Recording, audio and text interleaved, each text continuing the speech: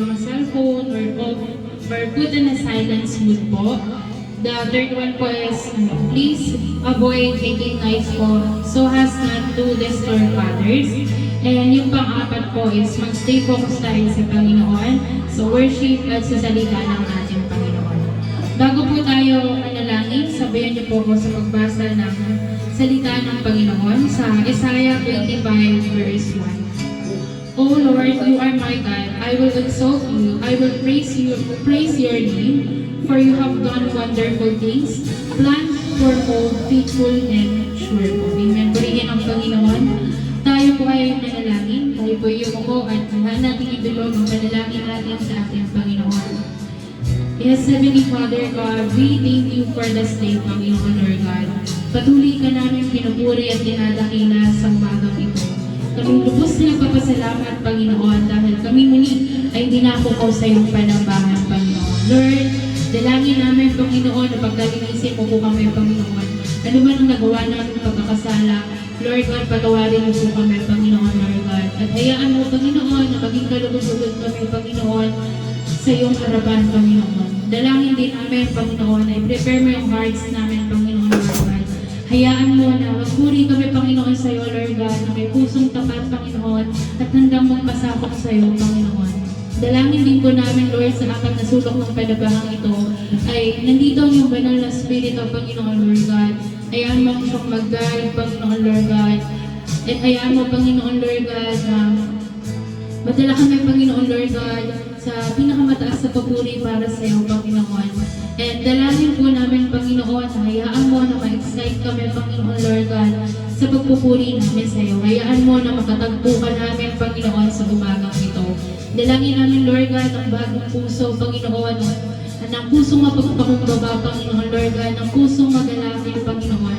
Bagamat pagod ang aming physical, Panginoon, pero hindi mapapagod, Panginoon, kapag kami ay nagpuling sa iyo, Panginoon. Dalangin namin, Lord God, na hayaan mo ang bawat isa ay pagkaisa sa pagpupuri sa iyo, Panginoon, Lord God. At ang mga wala pa rito, dali mo po ang kanilang panyapa upang makasama namin silang magpuri, Panginoon, sa iyo, Lord God. Hayaan mo na ang buong araw na ito, Panginoon, ang pinasapag-aawitan, higit sa iyong mga salita, Panginoon, ay matuloy mo sa aming puso at isipan, Panginoon. Dalangin namin ang victory, Panginoon, ng gawain ito. Dahil naniniwala kami, Panginoon, na kasama ka namin, Panginoon. At naniniwala kami, Lord God, na patuloy mo kami, Panginoon, ginagabayan, Lord God. Even though, Panginoon, Lord God, sa pagpupuri namin sa iyo, Panginoon, alam namin kasama at sa tabi ka namin, Panginoon, Lord God. Muli, Panginoon, ikaw po ang aming pinupuri at dinadakila sa pangalan ni Jesus. Amen. Amen. Palakpakan natin ang ating Panginoon.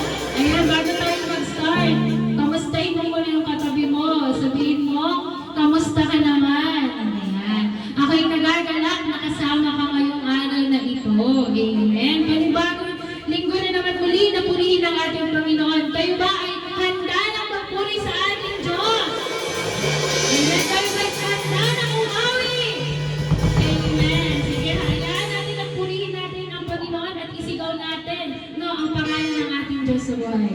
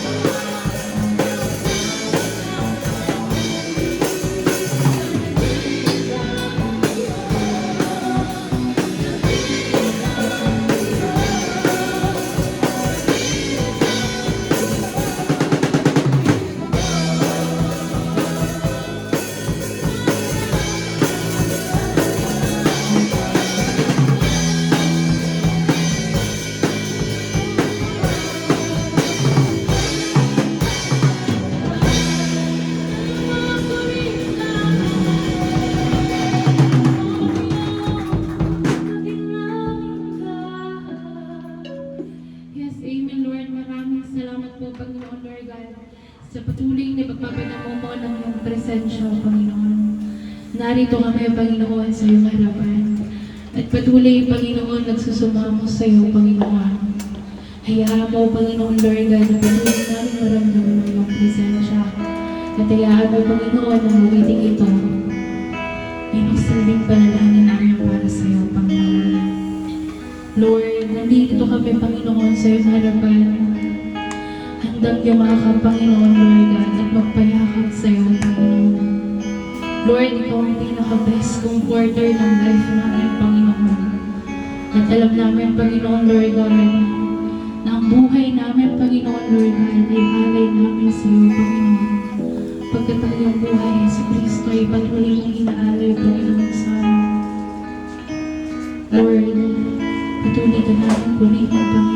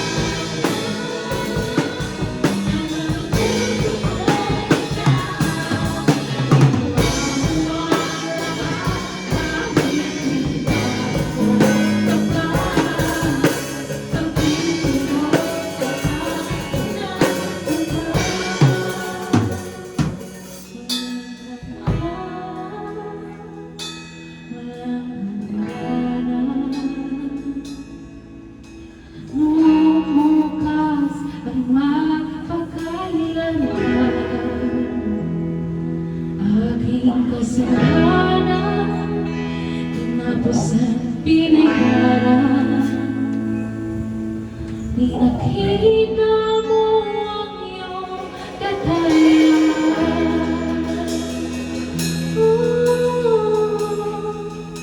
Patuloy ka namin pupurihin, Panginoon, pagkat ikaw ang hari ng hari, Panginoon. Magpakailanman, Panginoon, Lord, dahil hindi mo kami pinabayaan, Panginoon. Kami, Panginoon, Lord, ay lubos na magpapasalamat, Panginoon, sa buhay na pinagkaloob mo sa amin. Lord, hayaan mo, Panginoon, na buong inalay mo pinangalan sa sarili sa iyo, Panginoon.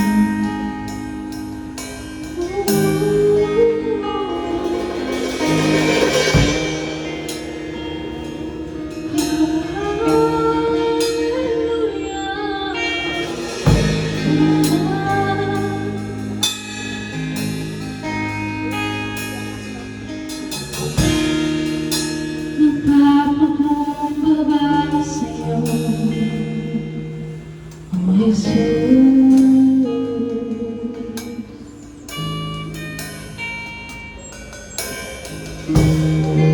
Ay nananahimik ang pananahimik.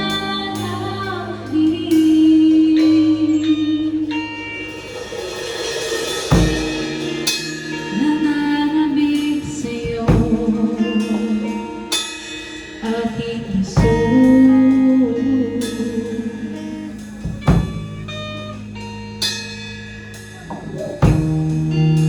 Ikaw ang kasiyahan ng aking puso.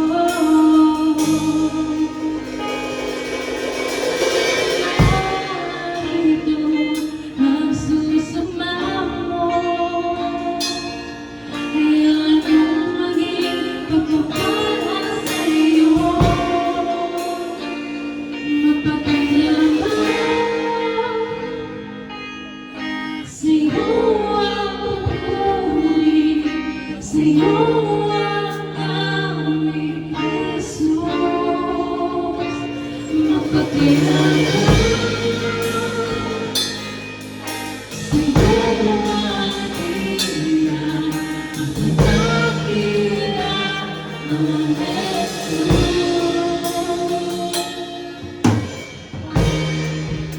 Nagpapakumbaba sa'yo,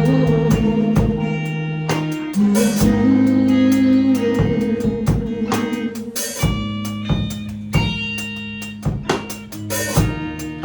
May nalangawiti, mga pananangin.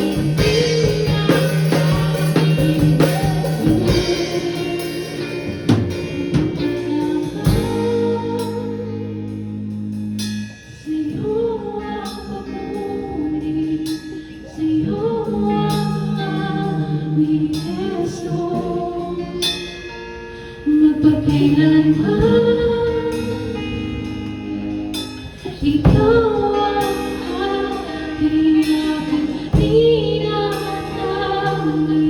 Jesus.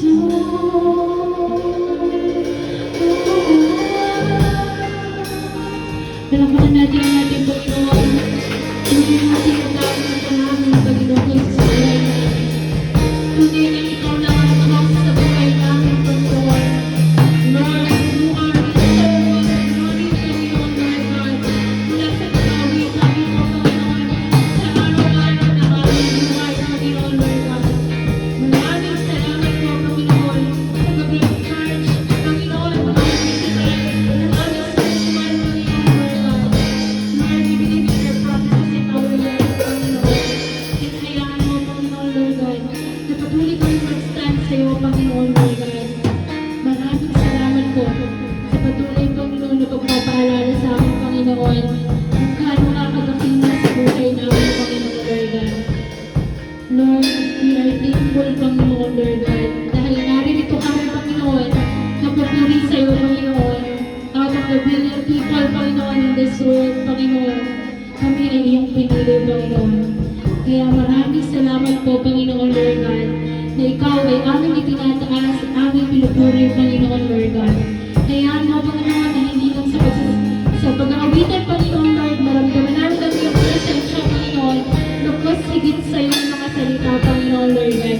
Buksan mo po ang aming isipan, ang aming puso, Panginoon, Lord God, sa iyong mga salita. Muli kami ay nagpapasalamat at nagpupuri sa iyo, Panginoon, Lord. In Jesus' name we pray. Everybody say, Amen.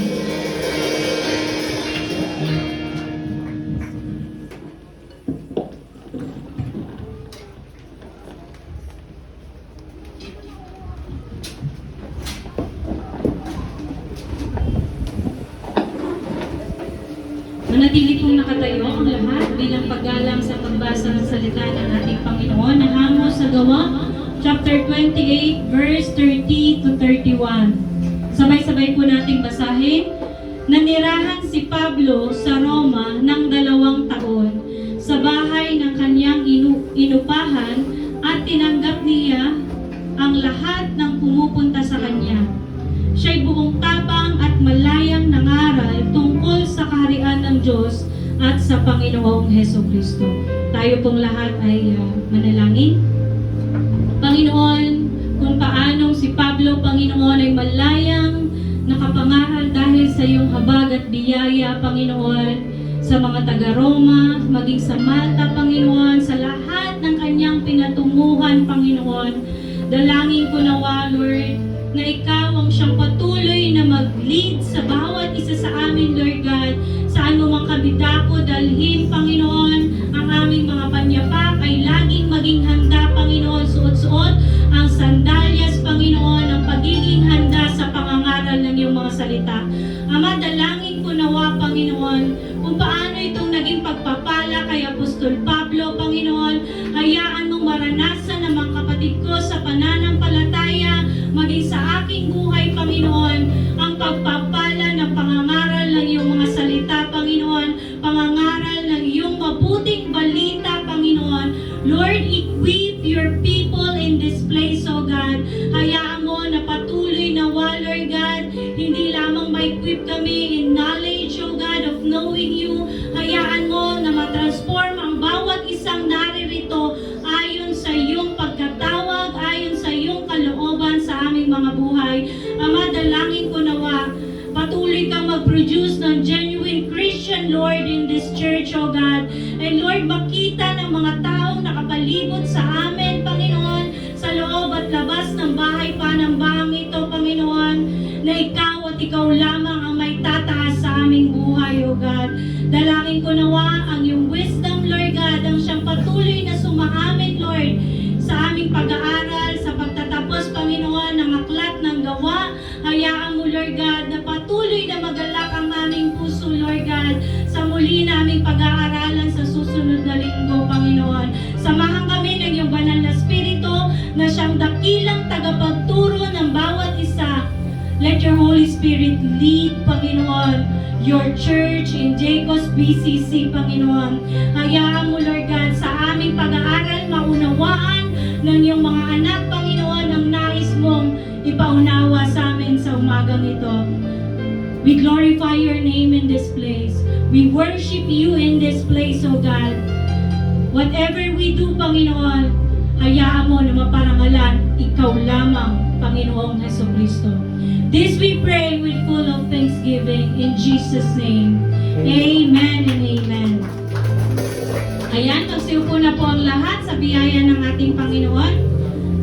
So tayo po ay patapos na sa pag-aaral natin ng aklat ng gawa. So sabi mo sa katabi mo, napakabuti ng Diyos. Sapagkat natapos na po natin yung pag-aaral natin ng Book of Acts. So panibagong libro naman po ang ating pag-aaralan. So ngayon po wala pa po akong naihanda para sa susunod na linggo. Ano ba yung ating pag-aaralan? Ngunit ang aking puso ay patuloy na kung pag-aaralan natin muli ang Roma. So, ang alam niyo po ba, ang Roma, ito'y naunang isinulat ni Apostol Pablo bago po itong Acts chapter 28. So, alam naman natin na ito'y sinulat ng ating Apostol Pablo, kaya naman sa pag-aaral natin dito, mapag-aalaman natin na meron ng mga kapatiran sa Roma bago pa pumunta ang ating Apostol Pablo. So, marahil po, babalik tayo sa Roma, ngunit napag-aralan na natin yan, research ko po, way back 2023. Pero as I've research, wala tayong book series ng Roma. So tayo'y mag-aaral, loobin nawa ng Panginoon, by next week, Book of Romans po ang ating pag-aaralan.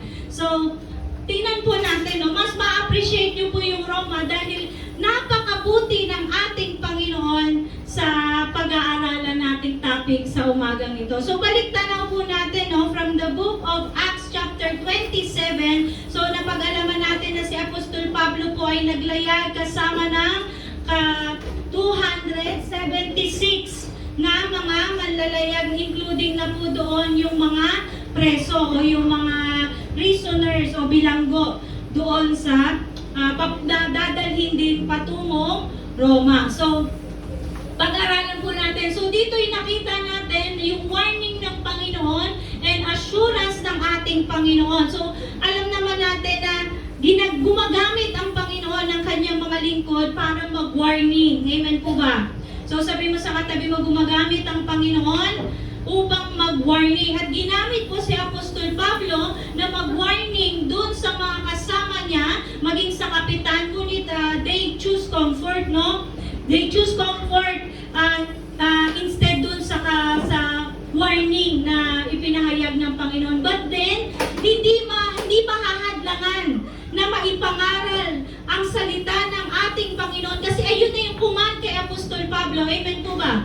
Bago dun sa mga previous chapter na pinag-aralan natin, ayun na po yung command kay Apostol Pablo ng ating Panginoon na siya'y dapat magtungo sa Roma para maipangaral ang salita ng ating Panginoon. And may assurance ang Panginoon, hindi lamang dito kung makikita natin, hindi lang kay Apostol Pablo, maging sa mga kasama niya na nakasakay sa barko. So, the voyage begin and the warning ignored, the great storm and loss of hope, the shipwreck and the safe rescue. So, napag-alaman po natin na ito'y sila Pablo ay napasailalim sa pamumuno ni Kapitan Julio, isang kapitan ng hukbong Romano na tinatawag ding batalyon ng emperador. So sumakay sila sa barkong galing sa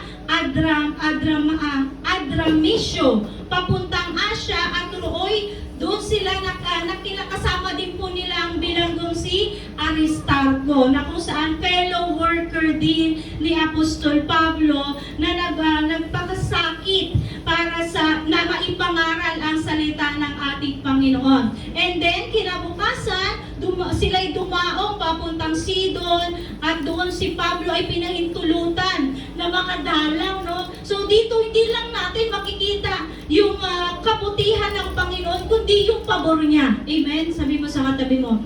Once na sinunod natin ang kalooban ng Diyos sa pangangaral ng salita niya, nandun na yung hindi tayo iiwan ni pababayaan ng ating Panginoon. Amen po ba? So, ganun din din yung ginawa kay Apostol Pablo. Pagdating dun sa Sidon, nag-provide, inalaw ni Kapitan Julio na siya'y makapunta sa kanyang mga kaibigan doon upang makahingi o maiprovide, matulungan siya sa kanyang pangangailangan sa paglalayag. So, sila'y naglakbay, binaybay nila yung Cyprus, Sicilia, at Pamphylia, at dumating sila sa Mira. At doon sila'y lumipat ng barko galing Alejandria papuntang Italia. So, ganun po yung naging voyage o yung travel ni Apostol Pablo. So, sabi dito, naging mabagal yung kanilang paglalakbay at dahil sa pasulungat yung hangin, kaya sila ay nagpunta sa Creta. Huminto sila at tinatawag sa napuok ng mabuting daungan o yung magandang daungan in other translation o yung tinatawag nating fair heaven. Sabi dito, si Pablo ay nagbabala sa mga kasama niya, ngunit, sabi ko nga kanina, mas pinakinggan nila yung may-ari ng barko, yung kapitan ng barko, na kailangan nila doon sila sa Phoenix, abutan ng taglamig. Pero alam niyo po ba, napakabuti ng Panginoon, no? Bago pa nila gawin yung bagay na yan, nag-warning na si Lord. Di ba? Hindi sila idinala doon ng Panginoon ng walang warning. Amen? Nag-warning na ang Panginoon sa kanila through Apostol Pablo, pero hindi sila nakinig. Mas nais nila kasi alam naman natin, sabi nga background, no, yung wala last week, yung gusto nila dahil kapag doon sila na natili sa fair heavens, yung daungan ng fair heavens, kulang yung supply. Diba? Malalamig sila kasi walang ganong facilities. Hindi sila ma-accommodate. Wala ding bilangguan o mga sementeryo. Kulang-kulang po sa fair heavens. Pero kung sila'y nanatili doon, sana ang barko nila ay hindi magiging wasak. Amen? Pero napakabuti ng Panginoon. Inalaw pa rin ng Diyos dahil nga hindi nila sinunod si Apostol Pablo. Ito po'y alam na ni God na sila'y hindi susunod. Inalaw ng Panginoon yan. Sabi mo sa katabi mo, may inaalaw ang Diyos sa buhay natin para sa ikatututo natin. Amen? Natuto ba yung mga nandoon sa barko? Amen! Natuto sila na kailanman hindi sila pababayaan ng Diyos. Amen? Kasi hindi nila kilala yung Diyos ni Apostol Pablo eh. Diba? Kaya naman dito, makikita natin na dun sa pagbabala ni Apostol Pablo, mabuti pa rin ang Diyos sa kanila kahit hindi nila sinunod. Amen? And doon nga'y nakaranas sila ng matinding bagyo, ngunit binigyan sila ng assurance ng Panginoon. Hindi sila mamamatay, mawawasak lang yung barko. Kaya pagdating dito sa chapter 28 na pag-aaralan natin ngayon, lumipat sila ng sinasakyang barko. So, pag-aaralan po natin. Sa chapter 28, meron po tayong 5 puntos. Sabi dito, God's protection and purpose prevails. Alam natin, no, na kahit saan dalhin ang totoong mananampalataya. Ba't yung sinabing totoong mananampalataya? Kasi mayroon po tayong tinatawag na Christian lang through their mouth. Proclaiming lang sila na Christian but they are not really Christian. So, ang totoong Kristiyano ay pinoprotektahan ng Panginoon at hanggang sa ma-fulfill yung purpose niya sa mundong ito. Amen po ba? Kasi sabihin, bakit yung Kristiyano na yun, napakabait naman yung biglang namatay? Tapos na yung purpose niya. Kaya nga nakalagay dito, hanggang yung purpose ng Panginoon ay mag-prevail. Amen po ba? Sabi mo sa katabi mo, nabubuhay ka pa. Kasi may purpose pa si Lord sa'yo. Amen? So, pag-aralan natin, no, sa unang puntos, God's protection preserve His servants. Sino po protekta sa atin? Ang Diyos. Amen po? Sabi yan sa 1 John, no? Kahit iniingatan tayo ng Panginoon. Maging hindi lamang physically, spiritually, iniingatan din tayo ng ating Panginoon at kailanman hindi tayo pwedeng galawin ng dyablo. Amen? Wala nang kapangyarihan sa atin si Satanas once na nakakilala at sumampalataya tayo sa Panginoon. So sabi dito, God's ministry. In every way or in every places, ang Panginoon po ay nagbubukas lagi ng pinto niya para makakapangaral. Meron pa po sa loob, yung mga youth doon na lang po sa loob. Ayan. Andun sila Kendra sa loob. Ayan. So sabi dito, God's purpose opens doors for His ministry. And God's promise leads us forward for His will. So ang pangako ng Diyos, alam niyo po ba si Apostol Pablo, hindi naman siya magiging ganyang katatag. Kasi sa dami ng pinagdaanan no? From chapter 1 hanggang, chapter 8, no? Kasi doon na pumasok si Apostol Pablo. Chapter 8 hanggang sa chapter 28, hindi magiging ganun katatag si Apostol Pablo kung wala si Jesus. Amen? Kung wala siyang totoong pananampalataya kay Kristo. Ayan, may mga maliliit na upuan dyan. Ate Kendra, pakibigay nga ng bakuan para makaupo sila ng ayos. Ayan. So, ayan. God's truth demands response and divides people. Alam niyo po ba, ang katotohanan ng salita ng Panginoon, dinidivide yan ang tao. Amen? Totoo yun. Na kapag naipangaral ang salita ng Diyos, ang katotohanan ng salita ng Diyos, dinidivide yan ang church. Amen? So, mamaya pag-aralan po natin yan. So, panglima, God's mission continues until accomplishes. Magpapatuloy ang ministeryo ng Panginoon hanggang mapulfil yung kalooban niya. Amen? Ganun ka obedient si Paul. Bakit? Hanggang dulo, sinunod niya ang Panginoong Jesus. Amen? Sabihin mo sa katay mo, hanggang dulo ang pagsunod. Yan, hindi every Sunday lang ang pagsunod. Hanggang dulo, hanggang kamatayan ang pagsunod. Sabihin mo sa katabi mo, walang retiro. Ang retirement natin, kamatayan. Okay? So, hindi lang applicable sa akin yan. Baka sabihin nyo, hanggang kamatayan lang yung retirement ni Pastora. Lahat po tayo dyan. Amen? Lahat tayo.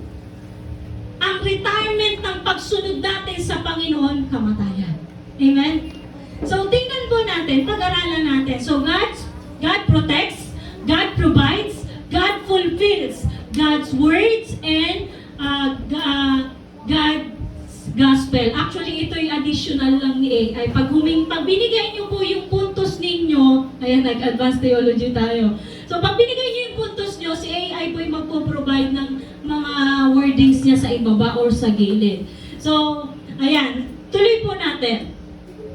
Una, ang unang puntos, God's protection preserves His servant. So, pag-aralan po natin.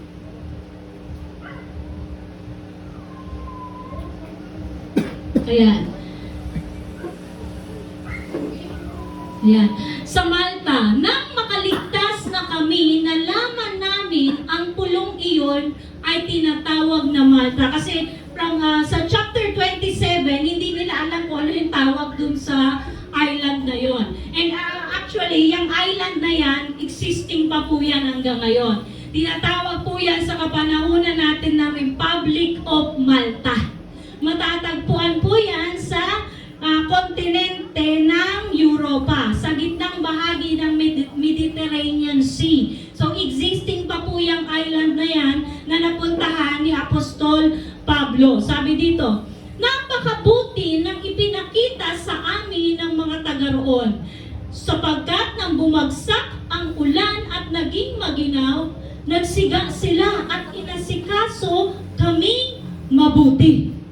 So, nandun pa rin yung provision and protection ng Panginoon, no? Yung gusto nila doon sa Phoenix, kasi nga doon mas maganda manatili ng taglamig. Pero dito, yung mga tao sa Malta ay ganun ka-hospitable. Ganun sila maasikaso. Imagine, hindi nila kilala itong sila Apostol Pablo at alam lang nila mga prisoners sila. Pero, ganun na lang yung pag-aasikaso sa kanila ng mga taga Malta. Si Pablo'y may namulot ng kahoy at nang mailagay ang mga iyon sa siga, mula rooy lumabas ang isang ahas dahil sa init. Tinuklaw nito ang kamay ni Pablo. Nang makita ng mga taga roon ang ahas na nakabitin sa kamay ni Pablo, nasabi nila sa isa't isa, "Tiyak na mamamatay tao ang taong iyan. Nakaligtas nga siya sa dagat, ngunit hindi naman pinahintulot ng katarungan na siya'y mabuhay pa." Alam niyo ba yung mga tao? What they see, ay kasi yun yung alam nila eh. What they know, ayun yung kanilang judgment sa tao. Sa maliit na title na alam nila, may title na alam nila, prisoner. Di ba? So alam nila, bilanggo yung mga nandoon sasakay ng barkong iyon. So, hindi lang iyon, nandoon kagad yung judgment nila. Tiyak na mamatay tao, murderer daw si Pablo. At alam naman natin, ayun din naman talaga si Paul. Pero dito sa kanyang kaso na ito, hindi ayun yung pinag-uusapan. Tama po ba? So mamaya liliwanagin yan. Nakaligtas nga siya sa dagat, ngunit hindi naman pinahintulot ng katarungan na siya'y mabuhay pa. Actually, ganyan din sa atin, no? Kaisipan ng mere human. When in our human nature, minsan nakakaisip tayo ng ganyan, no? Buti nga sa'yo, kasalanan mo yan. Para-praise ko lang, no? Dahil ginawa mo yung mga bagay na yan, dahil ngayon yung kaunting alam natin. Without knowing the background. Di ba? Nagbababa na tayo kagad ng judgment. So, ganun din yung mga nasa o taga-Malta. And sabi dito sa verse 5, subalit pinagpag lamang ni Pablo sa apoy ang ahas at hindi siya na pinagpag niya lang yung ahas. Bakit ganon yung panhanap? Kung tayo siguro makagat ka ng ahas, baka di mo na alam kung ano yung gagawin mo, matataranta ka.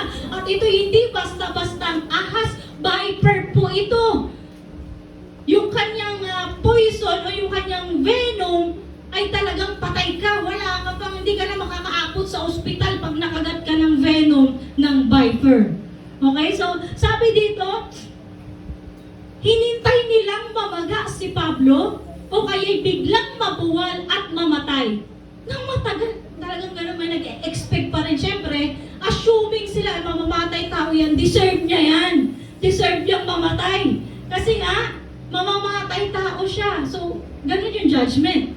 Pero, dito, nang matagal na silang naghihintay at wala namang masamang nangyari sa kanya, nagbago sila ng palagay. Di ba? Ano ngayon? Lumabas yung kasalanan. Ano yung kasalanan? Katulad na sa Gawa chapter 14, nung si Pablo ay nasa Lystra, yung may pinagaling siya na crippled man. Ano yung impression ng mga tao? Ay, Diyos sila sasambahin dahil nakapagpagaling. Ito naman miracle. Hindi siya namatay dun sa kagat sa tuklang ng viper. Siya ay isang Diyos. Diba? Sometimes miracle exposes the sin of the people. Okay? Dahil may miracle na naganap, minsan tingin natin sa gumawa ng miracle ay Diyos na. Doon papasok yung idolatry. Di po ba? Siya ay isang Diyos.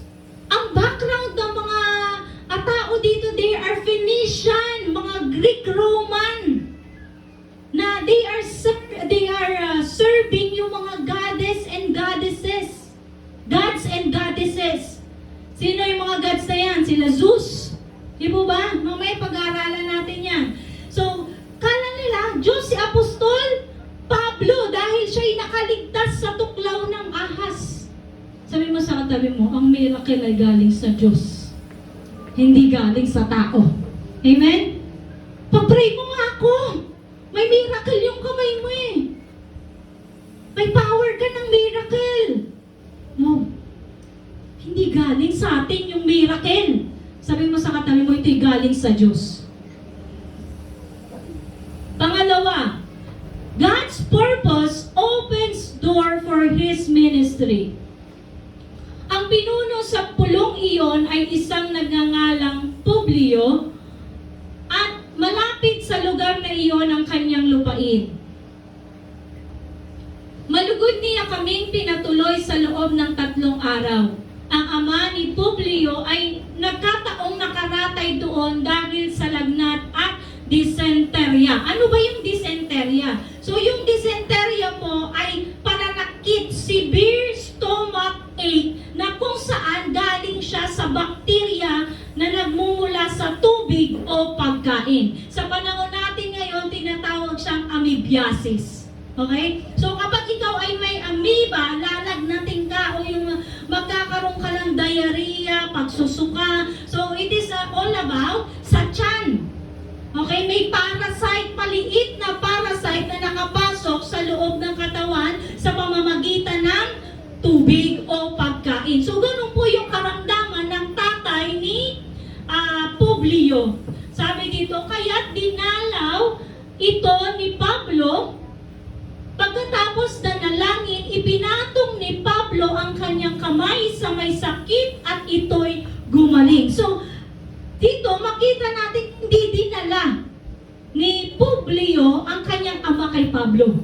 Si Pablo mismo ang nagsadya sa kanyang ama para ito ay patungan ng kamay pagkatapos manalangin. Okay? So pagkatapos manalangin ni Pablo, pinatong niya ang kanyang kamay doon sa tatay ni Publio na may sakit at ito'y gumaling. So makikita natin dito yung healing na nagmumula sa ating Panginoon. Again, hindi si Pablo ang nakagawa ng miracle, kundi ang Diyos ni Pablo. Amen? Sabi mo sa katabi mo, ang Diyos. So, tingnan natin ngayon, sa sumunod, dahil sa nangyaring ito'y, nagdatingan ang mga taga roon na may karamdaman at sila'y pinagaling din ni Pablo. So, ganyan pag may nakarinig, may miracle na manggagamot dito sa lugar na yon, o dadalhin din yung mga tao. Diba? So, dito, without knowing kung sino yung totoong nagpapagaling. And yun yung purpose ni Pablo. Ipakita sa mga taga roon na ang Diyos ni Pablo ay makapangyarihan. Amen? Sabi mo sa katabi mo, ang Diyos ni Pablo ay Diyos mo rin. Amen? Makapangyarihan. Yung Diyos na meron tayo. Kung ito'y pinahintulot ng Diyos na magawa ni Apostol Pablo, kaya din ng Panginoon sa atin. Amen? Kung tayo'y lubos na nananampalataya sa ating Panginoong Heso Kristo. So binigyan nila kami ng maraming regalo at nang paalis na kami ay binigyan pa nila kami ng aming kailangan sa paglalakbay. The miracle of God provides. Okay? Yung miracle ng Panginoon ay ginagamit ng Diyos na mag-provide sa atin. Amen? To bless yung people, yung mga tao, at yung mga tao na yan ay gagamitin ng Diyos na mag-provide sa pangangailangan natin. Ganun yung ginawa kay Apostol Pablo. Sometimes, kapag nakagawa ka ng mabuti sa isang tao or sa maraming tao, anong ginagawa ng Panginoon? Sinihipo yung puso ng tao na yon para pagpalain ka. Amen po ba? Si Pablo ba, diniprive niya yung healing power na binigay sa kanya ng Panginoon? Hindi. Ganon din sa atin. Whatever gifts that we have gotten from God, gamitin natin para sa Kanya.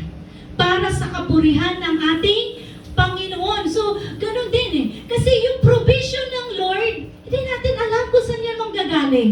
At kung kanino manggagaling. Amen po ba? Meron na bang Kristiyano dito na pinagkulang ng Diyos? Taas ang kamay. Wala. At kung meron man, marahil tinuturuan ng Panginoon na masigit na manampalataya at magtiwala sa Diyos. Amen po ba? Sabi mo sa katabi mo, higit na magtiwala sa Diyos. And sabi po dito sa pangatlo, God's promise leads us forward to His will. Yung pangako ng Diyos, kasi yun lang naman din kung titingnan natin, yung assurance na pinanghawakan ni Pablo para siya ay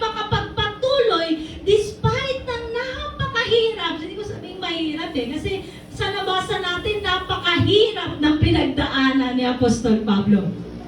Hindi naman tayo nire-require ng Diyos na maging katulad na as in talagang copycat mo si Apostol Pablo. Hindi. Meron tayong kanya-kanyang sufferings. Sabihin mo sa katabi, tap mo yung katabi mo. Merong kabigatan niya na pinahintulot ng Lord na dalhin niya. Amen?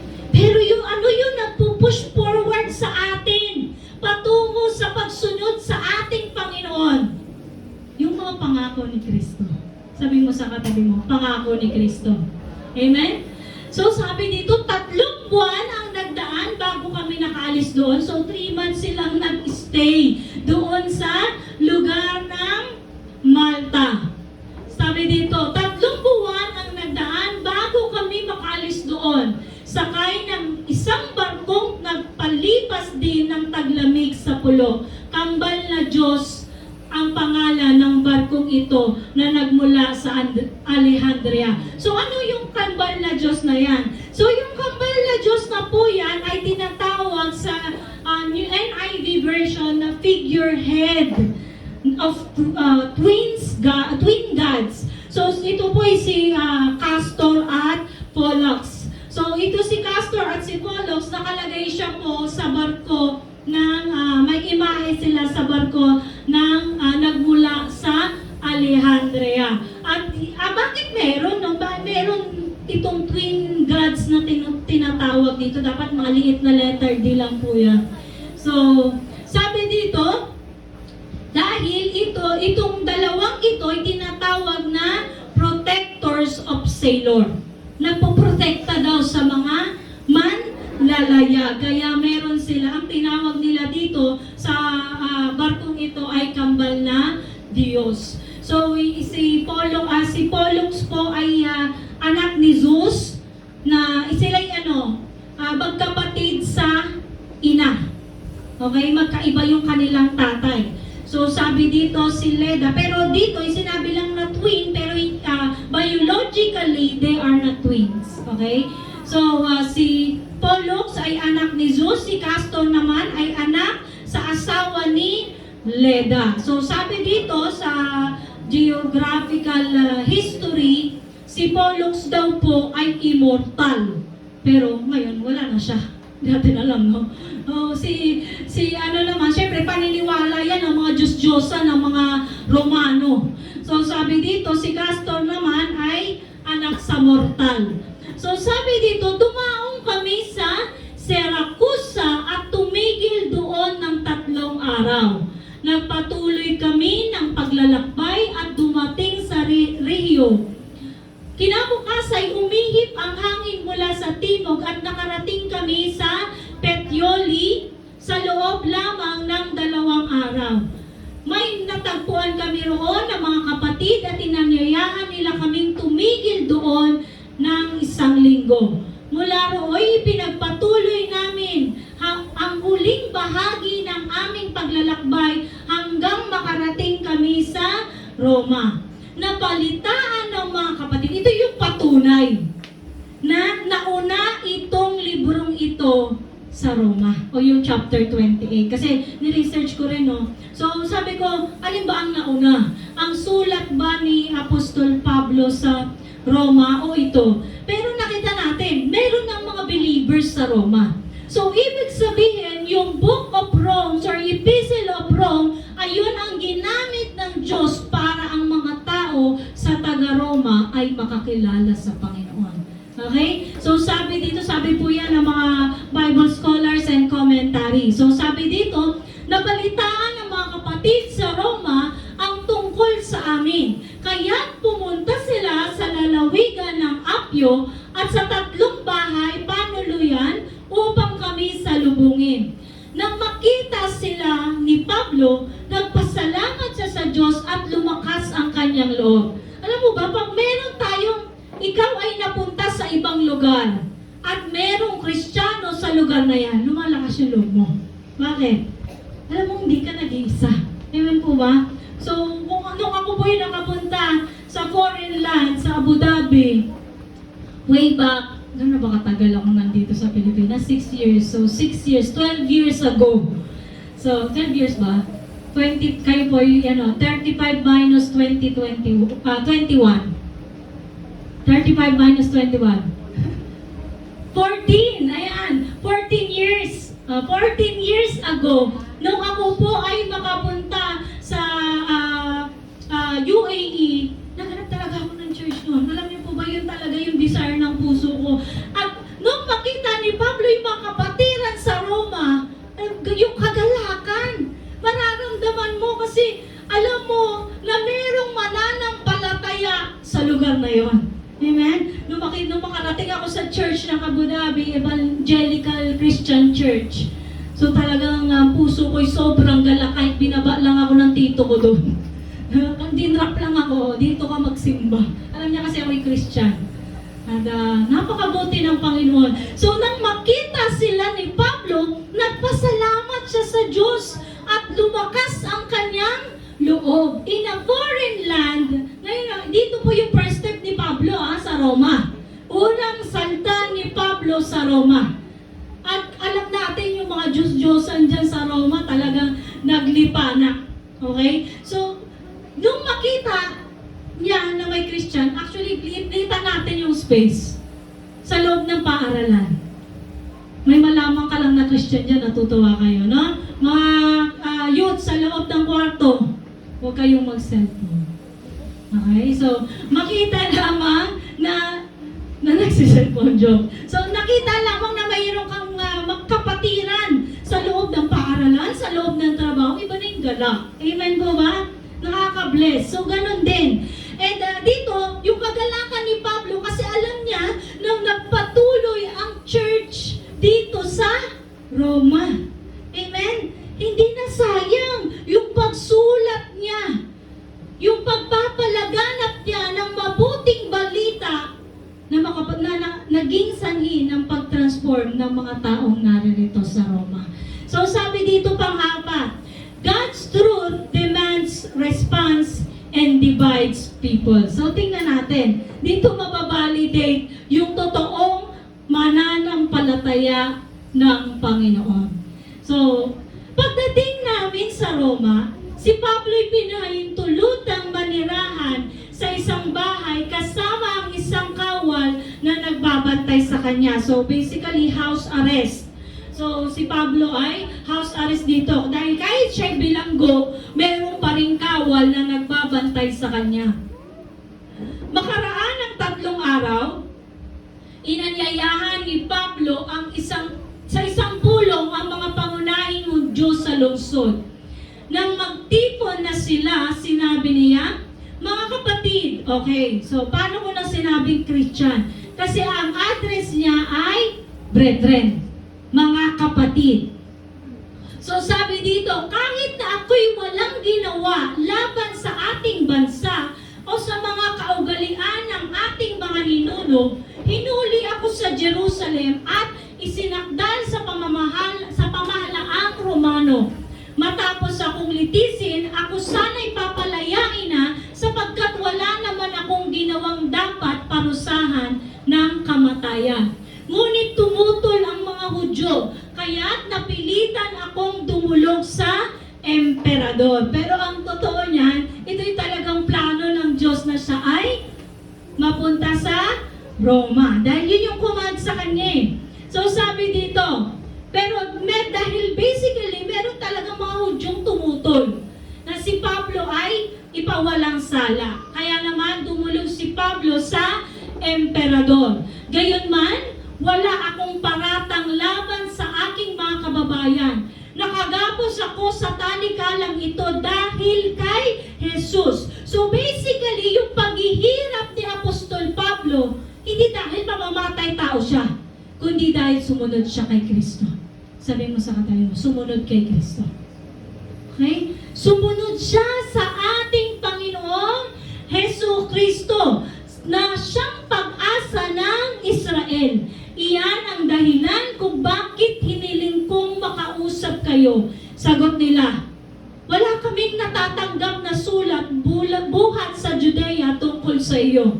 At sa kababayan man nating naparito ay walang nagbabalita o nagsasalita ng anuman laban sa'yo. So, hindi nakarating yung sulat sa mga taga-Hudyo. Gayunman, nais naming mapakinggan kung ano ang masasabi mo. Sapagkat alam namin kahit saan ay marami ang sinasabi ang mga tao laban sa sektang ito. So bakit ganon? Kasi marahil hindi lamang Kristiyano o mga believers ang naroong Hudyo. May mga kasama ding hindi mananampalatayang Hudyo. Kaya nagtakda sila ng araw. Marami nga pumunta sa tinitirhan ni Pablo pagsapit ng araw na iyon. Maghapon siyang nagpapaliwanag sa kanila at nagpapatotoo tungkol sa kaharian ng Diyos. Imagine, kayo nga lang or sabihin na natin tayo nga lang no? Wala pang 30 minutes na magpipreach o magpapahayag ng salita ng Lord. Ayaw na. Imagine niyo si Pablo, maghapon. Sinong may kaya yan? Kundi sa grasya ng Panginoon, maghagawa talaga yan. Imagine, maghapon siyang nagpapaliwanag at nagpapatotoo about sa kingdom ng Panginoon. Sabi mo sa katabi mo, kaya huwag kang naiinip. Okay? At huwag kang napapagod na maipangaral ang salita ng Diyos. Kasi yung ipagpapala ng Panginoon. Amen?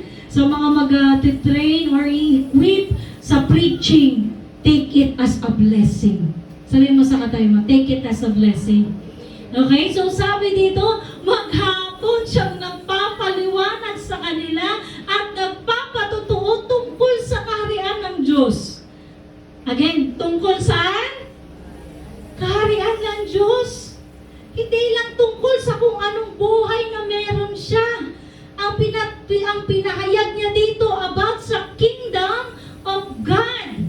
Sa pamamagitan ng kautusan ni Moses at sa mga isinulat ng propeta. Kasi yun yung patunay na totoo si Jesus Christ. Yung mga sinulat ng mga propeta, sinulat ni Moses, andoon yung patunay that Jesus is Lord. Jesus is Savior. Jesus is Redeemer. Amen? So sabi dito, may naniwala at mayroon ding hindi naniwala sa kanyang sinasabi. Ito yung sinasabi ko. The truth divides the people. Hinahati niyan. Okay? Ayun yung response ng tao. The truth demands response. The truth demands response. Ano yung response? Either tanggapin mo o hindi mo tanggapin. Manampalataya ka o hindi ka manampalataya kay Kristo. Sabi mo sa katabi mo, abilidad mo yun magpasya. It is not your free will. It is your ability to will. Because the free will comes from the will of God. May kalayaan ka magpasya sa kalooban ng Diyos. Pero yung abilidad mong magpasya, kalooban mo pwede mong sundin. Okay? Ito. Dahil sa katotohanan na divide yung mga Hudyo. May naniwala, mayroong ding hindi naniwala. Kaya't nang hindi sila magkaisa, sila'y umalis. Matapos sabihin ni Pablo ang ganitong pangungusap. Tama ang sinabi ng Espiritu sa inyong mga ninuno sa pamamagitan ni Propeta Isaiah. So Isaiah, matatagpuan din po yan. Pumunta ka sa mga taong ito at sabihin mo sa kanila, makinig kayo ng makinig, hindi kayo makakaunawa. Tumingin kayo ng titingin, ngunit hindi kayo makakakita. Sapagkat naging mapurol ang isip ng mga taong ito, tinakpan ang kanilang mga tainga at pinikit ang kanilang mga mata. Kung hindi, makakakita sana ang kanilang mga mata.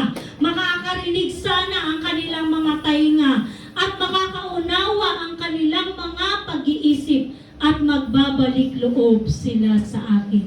At sila'y pagagalingin, aking pagagalingin, sabi ng Panginoon. Ano yung kailangan? Kailangan nilang manumbalik sa Panginoon para sila ay makaranas ng kagalingan na nagmumula sa Panginoon. Amen?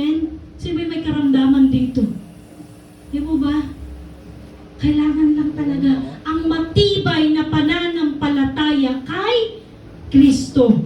And yung pagiging blindness, spiritually blind, they are spiritually blinded.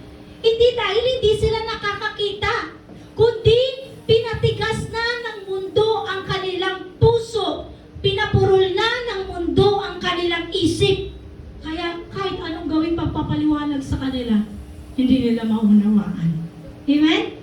Sabi mo sa katabi mo, yun ang patunay na hindi sila sa Diyos. Amen?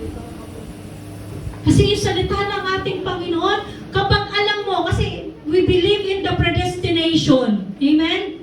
So yan po yung stand ng church natin, ng church ng Panginoon. We believe in the predestination. Nasa sinapupunan ka pa lang ng tiyan ng nanay mo, alam na ni God na sa Kanya ka. Amen? Alam na ni God na susunod at mananampalataya ka sa Kanya. That's what we call predestination. Nakapredestin ka na para sa Diyos. At nakapredestin na rin ng tao para sa impyerno. Hindi dahil walang habag ang Diyos sa kanila, kundi dahil sa abilidad nilang magpasya, ayaw nilang sumunod sa Diyos. Amen? Sabi mo sa katabi mo, pinatitigas ang puso ng mundo. Okay? Pinatitigas ng mundo ang puso. Pinapapurol ng mundo ang isip. Binubulag ng mundo ang ating mga mata. Para hindi mo makita na si Jesus ay tagapagligtas. Amen? Si Jesus ang kailangan natin sa mundong ito para magkaroon tayo ng buhay na walang hanggan. And panglima, God's vision continues until accomplishes. So magpapatuloy yan hanggang dulo. Di ba sabi mo sa katabi mo, ang purpose ng Lord sa iyo ay magpapatuloy hanggang dulo. Amen? Dinagdag pa ni Pablo, sinasabi ko sa inyo, ipinahayag na sa mga hintilang kaligtasan ito at mula sa Diyos at diringgin nila ito. Matapos niyang sabihin ito, ang mga Hudyo'y umalis at mahigpit na nagtalo-talo. Bakit sila nagtalo-talo? Kasi hindi sila makapaniwala at hindi nila ma-accept na pati ang mga hintil tayo maliligtas. Amen? Even yung hintil entitled sa kaligtasan. Kasi they believe, Israelites or Jewish, they believe that sila lang yung maliligtas. Kaya, yun, nagtalo-talo sila. So dito sabi, nanirahan si Pablo sa Roma ng 2 years, 2 taon, sa bahay ng kanyang inuupahan at tinanggap niya ang lahat ng pumupunta sa kanya. Siya'y buong tapang at malayang nangaral tungkol sa kaharian ng Diyos at sa Panginoong Heso Kristo. Actually dito, in chapter 28, hindi po nabanggit yung pagharap niya sa emperador. Okay? Silent po yung Bible sa pagharap niya sa emperador. Pero alam natin, sa 2 taon na yan, ginamit si Pablo na mapalakas, mapangaral ang salita ng ating Panginoon. So, yung ginawa ni Pablo, kalooban ng Diyos. Amen po ba? Tinatanggap niya bawat pumapasok, pumupunta sa kanya upang mabahagian ng salita ng ating Panginoon. Sabi mo sa katabi mo, si Pablo ay nag-stay sa Roma ng 2 taon upang maipangaral ang salita ng Diyos. Tayo ba? Ano ba ang Roma sa kapanahonan natin ngayon? Marahil ayan yung trabaho nyo. Great provision ng Lord na ginagamit. It's not just about being successful in this world. Ang nais ng Panginoon, sabihin mo sa katabi mo, ang purpose mo, maipahayag si Kristo. Amen? Marahil ang Roma mo ay tahanan. Kasi di ba tayo makapunta sa Roma no? Marahil ang Roma natin ay tahanan. Maipangaral ang salita ng ating Panginoon. Sabi mo sa katabi mo, ang kaligtasan ay hindi lang sa atin. Maging sa mga mahal natin sa buhay, kaibigan, kamag-anak, katrabaho, dapat maipangaral si Kristo. Amen? Tumayo po tayong lahat sa biyaya ng ating Panginoon. So dito po'y natutunan natin ang Panginoon ay pinoprotektahan ng mga anak niya. Hindi lang si Pablo. Ito po'y applicable din sa atin. Dahil tayo, alam natin, tinawag tayo ng dakilang Diyos ni Pablo. God's purpose opens doors for His ministry. The Lord is always opening doors for the salvation, for the ministry of His gospel. Hayaan natin ang bawat isang i-equip sa bahay panambang ito. Huwag mag-atubiling ipangaral ang salita ng Diyos. Tanggapin man nila o hindi, ang ating purpose ay ipangaral ang salita ng ating Panginoon. Sabi din sa pangatlo, God's promise leads us forward to His will. Ang pangako ng Diyos ang siyang nagtutulak sa atin na magawa ang kanyang kalooban at hindi ang kalooban natin. God's truth demands response and divides people. God's mission continues until accomplishes. Tayo pong lahat ay manalangin. Yes, Jesus, there is no obstacle in this world, Panginoon, in this world na higit, Panginoon, kaysa kalooban mo sa amin. I pray, O Lord, sa mga anak mo na naririto, Panginoon, Ikaw po ang siyang maglagay ng desire sa aming puso and the great conviction na nagmumula sa iyo, Panginoon, to speak truth, to speak your gospel, to preach your gospel, saan mo man dalhin ang aming panyapak, Panginoon. Lord, si Pablo'y hindi perpekto. Alam mo ang kanyang naging buhay. Ngunit hanggang sa dulo ng kanyang buhay, Panginoon, siya ay patuloy mong binigyan ng kalakasan, Panginoon. Binigyan ng pag-iingat, binigyan ng kagalakan, binigyan ng lakas ng loob upang maipangaral ang iyong mga salita. Ama, ganun din po ang dalangin ko sa mga kapatid kong ito, maging sa aking buhay na patuloy mong ginagamit para sa iyong karangalan, Panginoon. My life is not mine, O God. Our life is not ours, Panginoon. Our lives is not ours, Panginoon. Kaya naman, Lord, hayaan mong gamitin mo ng buong buo ang aming buhay para sa iyong ministeryo, Lord. Not only in the ministries, Lord, or titled ministries in this church. Music ministry, dance ministry, women's ministry, men's ministry, ushering ministry, deacons and elders ministry, O God. Lord, masigit sa lahat, gamitin mo ang bawat deacons and deaconess mo in this church, O God.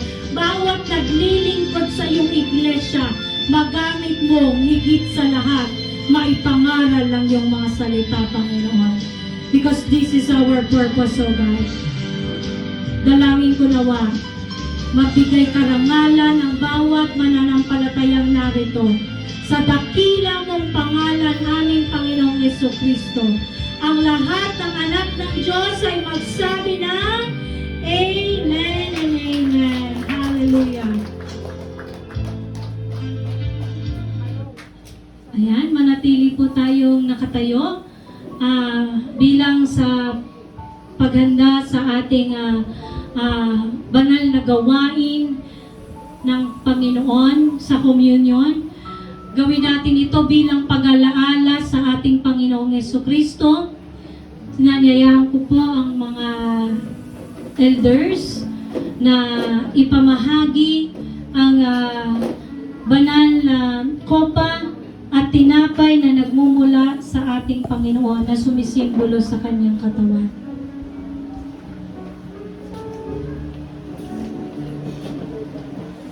Ito po'y paalala ni Apostol Pablo sa mga taga-Korinto at maging sa atin po. Kaya ang sino mang kumakain at umiinom sa kopa ng Panginoon sa paraang di nararapat ay nagkakasala sa katawan at dugo ng Panginoon. Kaya dapat siyasatin ng tao ang kanyang sarili bago siya kumain ng tinapay at uminom sa kopa. Sapagkat ang sino mang kumakain at umiinom ng hindi kinikilala ang kahalagahan ng katawan ng Panginoon ay kumakain at umiinom ng kahatulan laban sa kanyang sarili. Iyan ang dahilan kung bakit mahihina at sakitin ang marami sa inyo at may ilan ngang namatay na. Kung sisiyasatin ang ating sarili, hindi tayo hahatulan ng ating Panginoon. So, inanyayaan ko po ang mga kapatiran sa pananampalataya na huwag pong ibigay sa mga bata ang banal na kopa o sumisimbolo sa dugo ng ating Panginoon at ang tinapay sumisimbolo sa katawan ng ating Panginoon. Manandalian po tayong manahimik upang magnilay, alalahanin ang lahat ng ginawa ni Kristo sa krus ng Kalbaryo.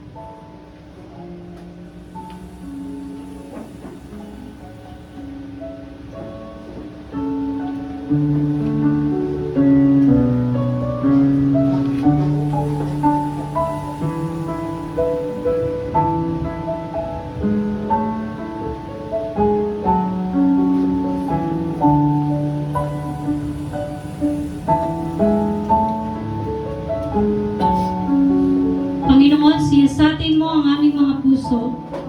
Hayaan mo paging dapadin mo ang bawat isa na tatanggap sa banal na gawain ito, Panginoon.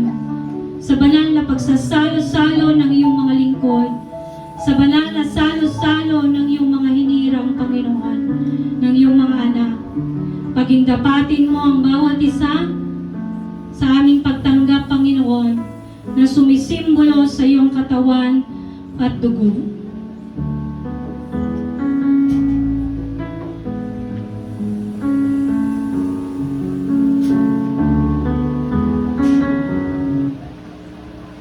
Itaas po natin ang sumisimbolo sa katawan ng ating Panginoong Jesucristo. Sapagkat ito ang turo na tinanggap ko mula sa Panginoon at binibigay ko naman sa inyo. Noong gabi siya'y pinagkanulo, ang Panginoong Yesus ay dumampot ng tinapay, nagpasalamat at pinagpira-piraso iyon at sinabi, ito ang aking katawang inihahandog para sa inyo. Gawin ninyo ito bilang pag-alaala sa akin. Tayo pong lahat ay manalangin. Panginoon, inaalala namin ang lahat ng ginawa mo sa krus ng Kalbaryo. Bawat latay at pagpapakasakit ng iyong katawan, Panginoon, hayaan mo, Lord God, ang bawat anak mo na tatanggap sa banal na katawan mong ito na sumisimbolo, Panginoon. Hayaan mo, Lord, na kami maging karapat-dapat sa aming pagtanggap, Panginoon. Pagkaisahin mo ang iyong iglesia, O God, na ikaw ang siyang ulo dito, Panginoon. Pagkaisahin mo ang iyong katawan, Panginoon, iisang pag-ibig, iisang pananampalataya, iisang pagsunod sa aming Panginoong Jesucristo. Maraming salamat, Panginoon, sa pagtanggap namin, paging dapatin mo kami mula ulo hanggang talampakan. Ang aming kaisipan, ang aming puso ay patuloy nawa maging kaluguran sa iyong harapan. Tanggapin natin lahat ang sumisimbolo sa katawan ng ating Panginoong Jesucristo.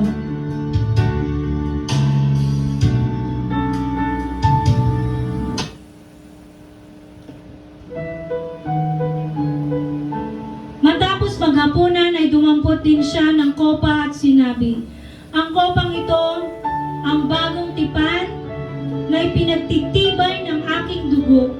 Tuwing iinumin ninyo ito, gawin ninyo bilang pag-alaala sa akin. Sapagkat tuwing kakain kayo ng tinapay na ito at iinom sa kopang ito, ipinahayag ninyo ang kamatayan ng ating Panginoon hanggang sa kanyang muling pagparito. Tayo pong lahat ay manalangin. Panginoon, tunay nga na ang mga bagay na pinahihintulot mo, Panginoon, dito sa lupa ay pinahintulot, at sa langit, Panginoon, ay pinahintulot mo rin sa lupa. Dalangin ko nawa, Panginoon, na sa aming pagtanggap ng banal na dugo na ito na sumisimbolo, God, hayaan mo na ikaw lamang ang siyang patuloy na maitaas ng aming puso't isipan. Dalangin ko nawa, Panginoon, na hayaan mong pagtibayin ng iyong banal na dugo ang pananampalataya ng iyong iglesia sa Jacobs BCC, Panginoon.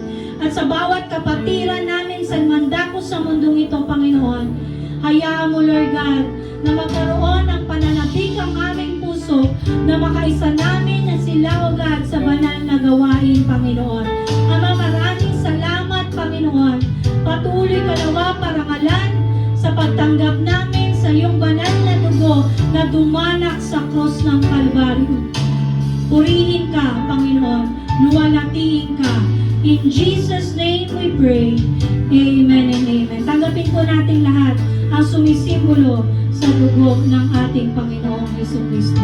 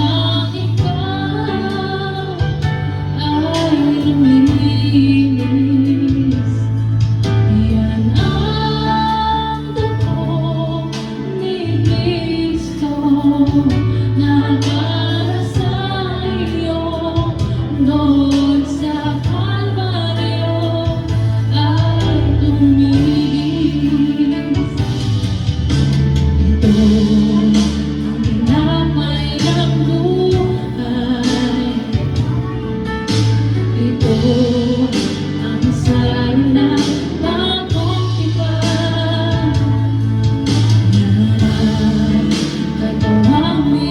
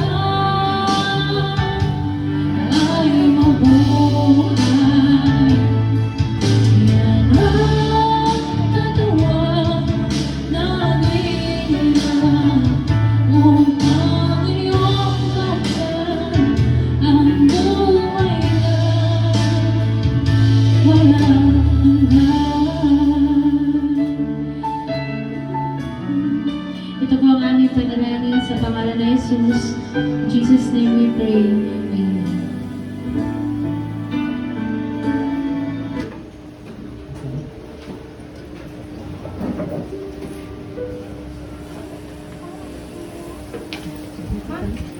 Si tita naman. Tita rin. Sabi ko na apa.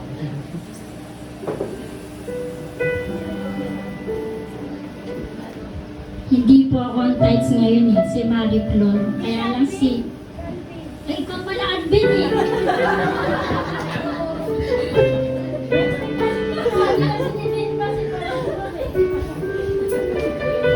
Akala ko mag-ship kami ni tita. Ayan po, lahat po tayo na-bless no, sa mensahe kanina. Dadako po ngayon tayo sa pangalawang gawain.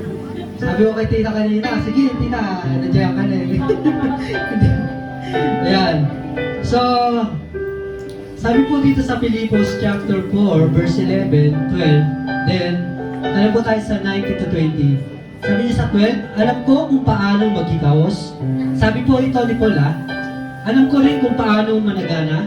Natutunan ko na ang sikreto kung paano masiyahan sa anumang kalagayan sa buhay. Ang mabusog o ang magutom, ang managana o ang maghirap. Verse 13, ang lahat ng ito'y magagawa ko dahil sa lakas na kaloob sa akin ni Kristo. And tanong po tayo sa 19, sabi sa 19, at buhat sa hindi mauubos na kayamanan ng Diyos, ibibigay niya ang lahat ng iyong kailangan sa pamamagitan ni Kristo Jesus. Verse 20, purihin ang ating Diyos at Ama magpakailanman. Alam niyo po ba yung etong verse o yung etong Book of Filipos is nasulat niya nung time, sabi ng sa mga scholars is nasulat niya yung Book of Filipos kung saan nakakulong siya sa Roma. So eto, isa to sa mga book na naisulat niya nung panahon siya ay nakakulong sa Roma. Kung mapapansin po natin, ilang years po yung yung inilaan niya po doon sa Roma, is 2 years po, no? Maliban pa nung nandoon siya sa Caesarea, no? 2 years din po yun. Bale, kung titingnan po natin, is 4 years lang nakakulong si Paul, no? Naka-house arrest siya. So, habang siyang nakakulong, hindi po natatapos doon yung ministry niya. Siya po ay sumusulat pa rin po doon sa mga churches, no? Sa Filipos, sa mga Ephesians, yan po yung mga nasulat niya habang siya ay nakakulong. And habang nandoon siya sa Roma, nag-share pa rin siya ng gospel, no? Hindi nakakatlangan yung purpose ng Diyos dahil sa sitwasyon niya, no? Kumbaga alam ni Paul kung bakit siya naroon. Alam ni Paul kung bakit na pinahintulutan ni Lord na mangyari yung makulong siya doon. Dahil ang purpose niya is para ma-share yung gospel doon sa mga taga-Roma, no? Hindi lang taga-Roma, kundi doon sa mga matataas na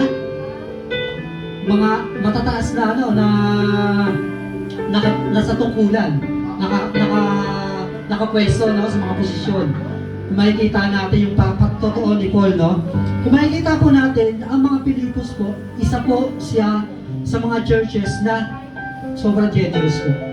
Kahit po sa 2 Corinthians po, nabanggit po yan sila, na sila ay, kumbaga, talagang yung mga taga-Pilipos, yung mga taga-Macedonia, ano po yan, part po yan ng Macedonia, no? Pag sinabi kong part po ng Macedonia, kumbaga, etong lugar natin is part ng Bulacan. Pero may mga lungsod to, tulad sa Jose, Norsadaray. So, yun yung part ng Macedonia. And etong Filipos na to, is part siya ng Macedonia, kumbaga, isa siyang lungsod, no? Makikita po natin dito na kahit hindi hinihiling, kung babasahin niyo po yung chapter 14, yan, kahit hindi hinihiling ni Paul na yung pangangailangan niya, kusa nilang ibinibigay, no? Kumbaga, kahit nandito pa nga siya sa Macedonia, pinagkakaloob na sa kanya yung mga pangangailangan niya. Makikita natin kung gaano ka-generous yung mga taga-Pilipos. Hindi niya hinihiling pero ibinibigay. At isa pa sa ginawa po nila, no, is pinapunta pa nila si Epaprodito para ibigay yung pangangailangan ni Paul doon sa Roma. No? Makikita po natin, hindi lang po malayo po yun, yung parte na yun. Kumbaga yung pagtulong nila is para sa gawain ng Diyos at may ipalaganap pa yung gawain ng Diyos. Kaya sa atin, kumbaga, makikita natin na yung gawain na ito is merong na, kumbaga, patuloy yung sa gawain na to, yung pagbibigay natin is napupunan yung pangangailangan natin. No? Yung ministry, ganun din po si Paul. Kumbaga, napupunan ng church kahit hindi na hinihiling. Hindi nga na siya nagsasabi na, oh, kailangan ko na ganito. Kasi ayaw niya may masabi sa kanya yung mga churches. No? Kaya ang ginagawa, kumbaga nakikita mo yung kung paano nagkukusa yung taga-Pilipos sa pagbibigay. Kaya nga sabi niya doon sa 19, at buhat sa hindi maubos na kayamanan ng Diyos, ibibigay niya ang lahat ng inyong kailangan sa pamamagitan ni Kristo Jesus. Ibig sabihin, na dito na magtiwala tayo sa Diyos, sa kahit na sa times na tayo minsan napanghihinaan ng Diyos, napanghihinaan na ng loob, no? Napanghihinaan na tayo sa mga problema, napanghihinaan na tayo sa mga sitwasyon natin kinaharap. Ang sabi niya lang ni Paul is, buhat sa hindi maubos sa kayamanan ng Diyos, ibibigay niya ang lahat ng iyong kailangan. No? Ibibigay niya ang lahat ng kailangan. No? Hindi po yung wants, yung kailangan po natin. No? Baka minsan, sinasabi mo, gusto ko ng kotse. Baka mamaya, di naman yan yung mga ng Diyos, di ba? Ibig sabihin, pangangailangan po natin. Ano pa yung kailangan natin? Foods. No? Minsan, madalas tayo nadidisappoint. Kasi, madalas hinihingi natin yung mga hindi naman talaga kailangan. No? Minsan luho na yung hinihingi natin. So, yun. Hindi-remind lang sa atin ni Paul na magtiwala tayo sa Kanya at manalig tayo sa Kanya na hindi pababayaan tayo ng Lord sa lahat ng ating pangangailangan. At lahat ng ating mga ipagkakaloob sa umaga nito is panalangin po natin na maging kagamit-gamit sa panambahang ito. Maraming salamat po, Panginoon, Lord God, sa kabutihan mo, sa pag-ibig mo, Panginoon. At patuloy, Panginoon, Lord God, na dinadalangin namin, Panginoon, na patuloy mo bigyan kami ng katatagan, Panginoon, desire, Panginoon, Lord God, na makasunod sa iyong mga salita. At salamat din, Panginoon, Lord God, sa iyong mensahe, Panginoon, sa oras na ito, Panginoon, Lord. Marami kami natututunan, Panginoon. At patuloy, Panginoon, Lord God, na ibigay mo, Panginoon, sa puso at isipan namin, Panginoon, Lord God, na patuloy kami magtiwala sa iyo. Maraming salamat po sa tayong pangalan ng Jesus. Amen.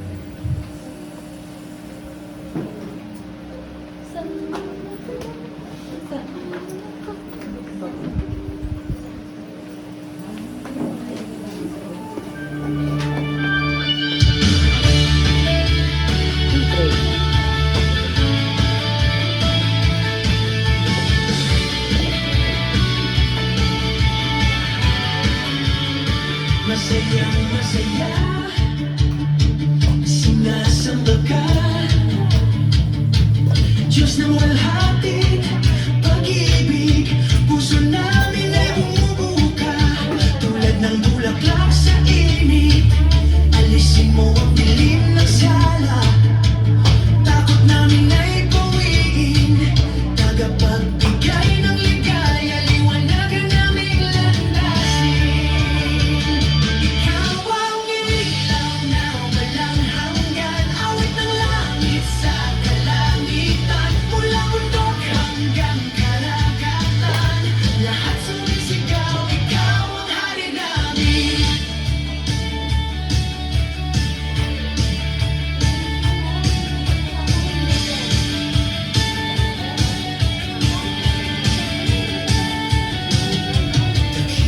Dakila ka, O Diyos.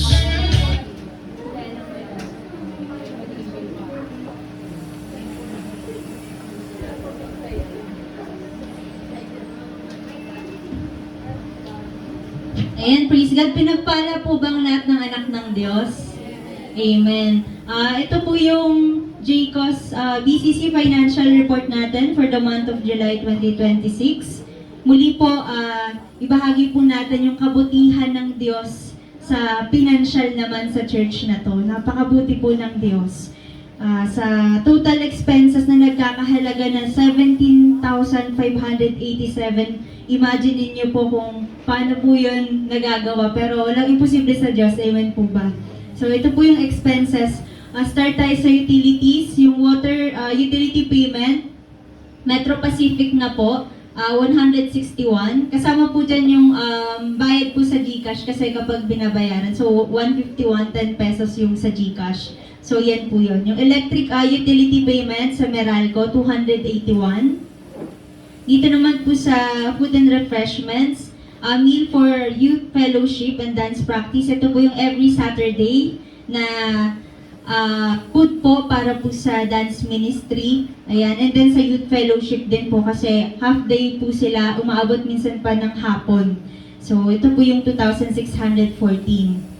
Ito naman pong lunch expense nung Sunday Theology Training na nagkakahalaga ng 741. Yung tubig po na inainumin sa church ay 70 pesos. For transportation naman, ito po yung assistance for Youth Fellowship and Dance Ministry. Yung mga kabataan po na wala rin pong kakayahan para po sa pamasahe nila, para makapag-practice sila every Saturday, 200 pesos. Fuel expense naman po, ito yung gas na ginamit. Back and forth na po ito para po sa pagpunta dun sa Pulsa Publishing sa West Avenue. Ito po, isa po ito sa need para sa sec disruption, para maisaayos na po yun. So yun po yung 500 pesos. For the equipment naman po, ayan, purihin po ang Diyos kasi 10 payment na po. So 2 months na lang bayad na po yung TV. Purihin po ang Diyos, ano? Napakabuti po ng Diyos kasi lagi niyang pinoprovide yung needs ng church na ito. Ayan po yung 1,292. So for the supplies naman, yung cleaning supplies for the garbage bags, yung 5 pieces, 65 pesos.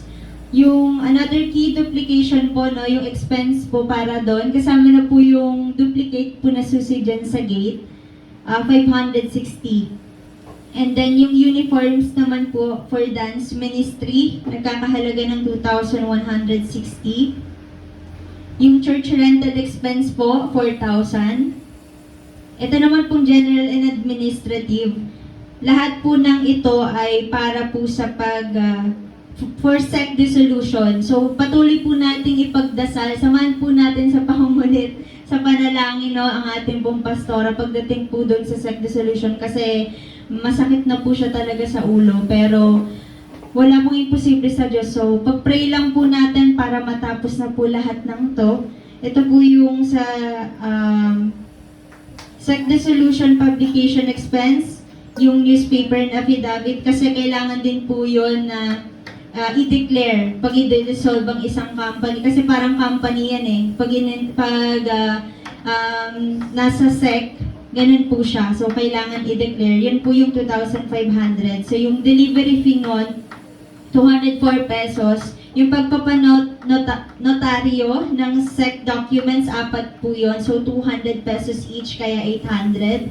So, yung photocopying expense, yan po yung Xerox for SEC requirements na nagkakahalaga ng 39 pesos. Yung overall amount nandyan naman po, 3,543. So, yung sa love gift naman po, yung grounds maintenance dyan, ito po yung ibinahagi po sa isa po nating kapatiran na tumulong po na magdamo sa church. Yun lang po yung 100. And then yung sa youth educational assistance, meron po tayong part ng kabataan na ginagamit po para sa kapurihan ng Diyos na nakatanggap po ng assistance for education na 300 pesos. So, ito po yung 1,000 naman po para po sa love gift for food and transportation assistance nung nakaraan po nating guest preacher. Kaya po umabot siya ng 17,587. Purihin po ang Diyos sapagkat na-provide po lahat ng needs, no, ng ating pong church. Church po na ang head po natin, remember lang po si Jesus po ang ating head ng church. Ayan, yung sa tithes and offerings for the month of July 2026, 17,220. And yung balance naman po from previous month, yung June po ay 17,120. Kaya yung total funds ng nitong July ay 34,340. Ayan. Purihin po ang Diyos, napakabuti po ng Diyos. Kaya po, na-provide yung expenses na 17,587. Meron pa rin pong balance na 16,753. Yan, napakabuti po ng Lord. Patuloy po nating ipag-pray po no, yung finance po para po ma-provide lahat ng needs. Kasi tayo lang din naman po yung gagamitin ng ating Panginoon para po dito. So, ito po yun. Sa lahat, tulungan niyo rin po ako no, sa panalangin. Can we pray? Mga kapatid, pagdasal po natin to. Nanayaan ko pong lahat na manalangin. Hallelujah. Jesus, maraming salamat po. Thank you so much sa pag-provide ng lahat ng pangangailangan ng church na ito. Ikaw lamang, Panginoon, ang aming inaasahan. Ikaw ang aming sandigan. Matibay na sandigan, O Diyos, sa lahat ng pangangailangan ng church na ito. Batid sa iyo, O Diyos, lahat po ng expenses. Pero kami naniniwala at nagtitiwala na kaya mong i-provide lahat ng pangangailangan ng church na ito. Maging ang bawat isang naririto na patuloy mong ginagamit, O Diyos. Ikaw ang nakakaalam ng nilalaman ng puso at isipan nila. Ikaw nawa, Panginoon, na maghari sa buhay namin. Sama-sama nawa kami, Panginoon, na manalangin sa iyo, Lord God, maging sa SEC, Lord God, resolution ng church na ito.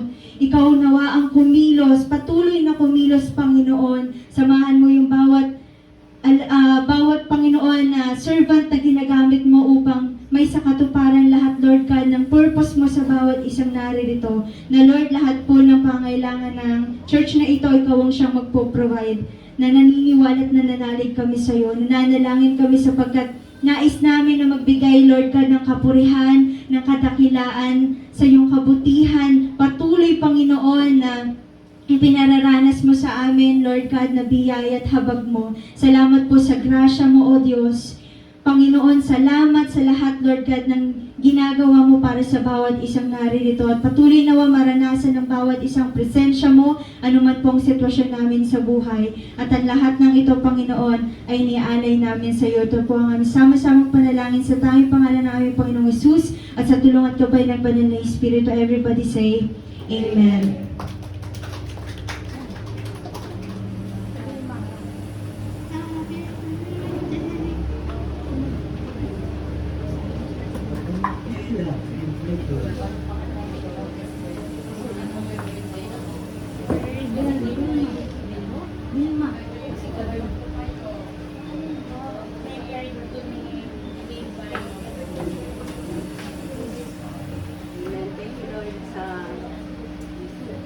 Thank you. Take this opportunity for the month of August. Kasi ang dami po namin celebrant. Amen. August. Sige po, tinatawagan po natin yung mga celebrant ng month of August. Birthday celebrant. Tsaka po yung mga mag-anniversary daw ng month of August. Si Ate Joy. Sino pa? Sino pa po? Sige po. Kasi ano po, mas maganda daw po yun po yung best gift na makatanggap natin sa mga celebration natin na natin. Okay, sino pa po ikaw?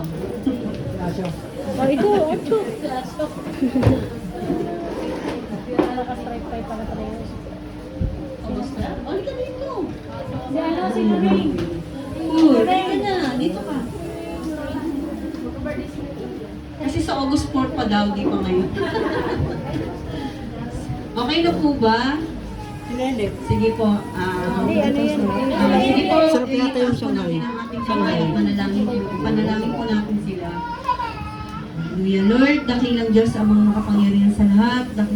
Tunay nga po, Lord, na ang buhay at kalakasan kung meron kami sa buhay na ito ay ang lahat ay nagmula sa iyo, Panginoon. Maraming salamat po sa kapatid namin na narito, Panginoon, na nakatayo at dudulog sa iyong banal na harapan, Panginoon. Magpupurit, magpapasalamat, Panginoon, sa buhay na pinagkaloob mo po sa kanila. Lord God, sa buwan ng August, Panginoon, sa lahat po na magse-celebrate, Panginoon, na sa bawat isa na narito, Panginoon, sa mga kapatid namin, Panginoon, na tunay nga po, Lord, na patuloy mo po silang abutin ng iyong masaganang pagpapala pagpapala, Panginoon, ng grasya at habag mo, Lord. Patuloy mo po silang bigyan ng kalakasan at karunungan, Panginoon, na magamit ang buhay na ipinagkaloob mo po sa kanila. Lalo na nga po sa mga kabataang ito, Panginoon, kapurihan sa iyo, Panginoon, ang kanilang kalakasan at karunungan, Panginoon, na makapagbalik ng papuri parangal sa iyo.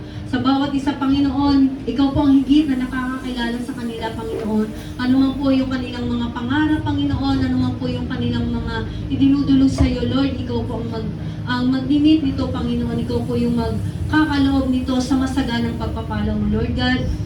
Dalangin ko rin po sa iyo, Panginoon, si Nanay, Lord, na magse-celebrate din po ng kanyang karawan, Panginoon.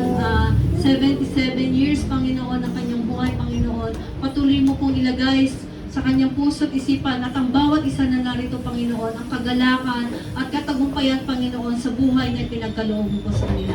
Maraming salamat po sa mga kapatid namin ito, Panginoon, na naging bahagi po ng aming buhay. Maraming salamat po sa iyo ang papuri, parangal at pasasalamat sa pagsa-celebrate po ng kanilang buhay, kagalakan at katagumpayan, Panginoon, sa buhay ng bawat isa. Maraming salamat po.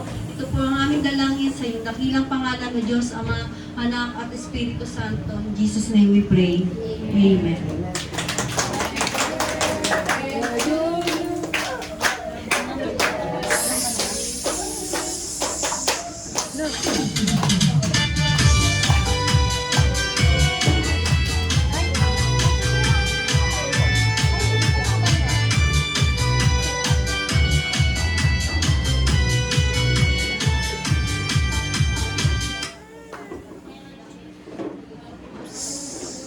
Pastor Lambert.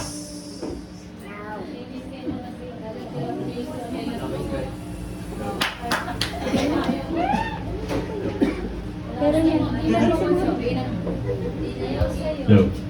Announcement po. August 9, 2nd Sunday. Worship lead, Sister Abby. Tithes and offering, Sister Mary Flor. And announcement and closing prayer, Angelo. Sister Angelo. Please continue to invite your kids in church every Sunday. Youth Bible study every Saturday from 8 a.m. to 9:30 a.m. Dance ministry practice right after Youth Bible study. Music team practice every Saturday. And they also hold a Bible study and fellowship once a month.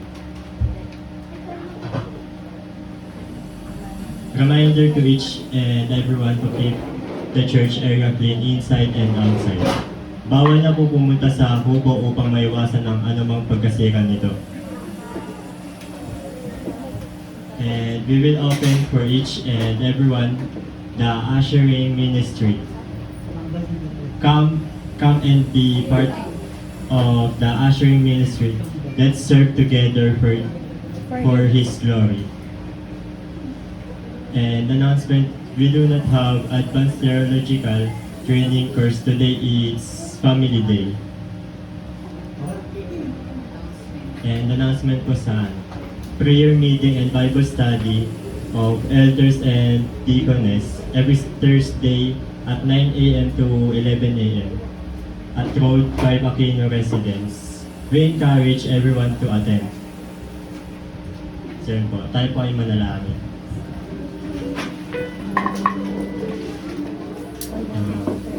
Lord God, kami po ay nagpapasalamat sa araw na ito at kami po ay nagkaroon ng oras upang makinig sa inyong mga salita, Lord God. We thank you, Lord God, sa mga blessings na binibigay niyo po, Lord God. And bigyan niyo po kami ng guidance and protection niyo, Lord God. Ingatan niyo po ang bawat isa narito at aming pamilya, Lord God.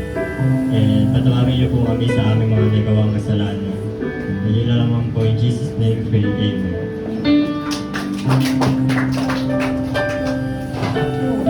Last po natin ating mga kamay po para sa benediction. Lord, maraming pong salamat sa umaga po ito sa tagumpay mong natapos kagawain, Lord. Papasalamat po kami, Lord, sa aming mga natutunan at nawa sa lahat po ng aming mga kapatid na nandito. Lord, isa puso po namin at isa buhay po ang lahat ng iyong mga turo at alam po namin na kayo po ang makapangyarihan aming Panginoon, Lord, yan. Lord, ganun din po, nagpapasalamat po kami sa buhay ng bawat isa na nakarating po dito at sa mga hindi po mga nakarating. Nawa sa susunod na linggo, Lord, makasama po namin sila na magpuli at magpasalamat sa iyo po taas ng pangalan. Lord, magpapasalamat din po kami sa lahat ng mga biyaya na pinagkakaroon po sa bawat isa. Nawa, ito po ay maging biyaya rin po sa bawat isa po na naririto. Lord, ganun din po, nawa, dalangin po namin ulit sa pag-asikaso po ng isay. Lord, bigyan niyo po ng lakas si Pastora at ako po sa pagpunta po sa Tarlac upang maayos po at mga Lord, alam po namin na maayos po ito at yung palamang po yung nagpapasalamat pa po. Maraming po salamat, Lord. Ganun din po, Lord, sa pag-uwi po namin sa pansamantalang mga tahanan, Lord. Ingatan niyo po ang bawat isa na makauwi at sa susunod na rin po magsama-sama po ulit kami na magpuli at pasalamat sa iyong mga pamilya po namin. Tanggapin po natin lahat na may pananampalataya, kagalakan, pag-ibig at pag-asa. Ang biyaya na nagmumula sa ating Panginoon. The Lord bless you and keep you. The Lord make His face shine upon you and be gracious unto you. The Lord lift His countenance towards you and